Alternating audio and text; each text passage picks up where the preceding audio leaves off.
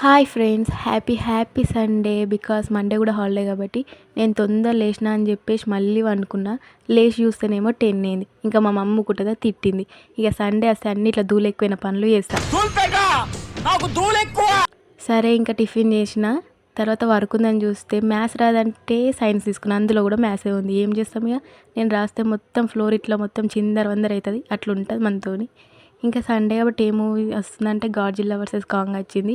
అది చూసేసినాక మినియన్స్ అనే మూవీ వచ్చింది. అది కూడా చాలా బాగుంటుంది. అప్పుడప్పుడు ఇట్లాంటి మూవీలు చూడాలి ఫ్రెండ్స్, మంచిగా ఫ్రెష్గా పీస్ఫుల్గా ఉంటుంది.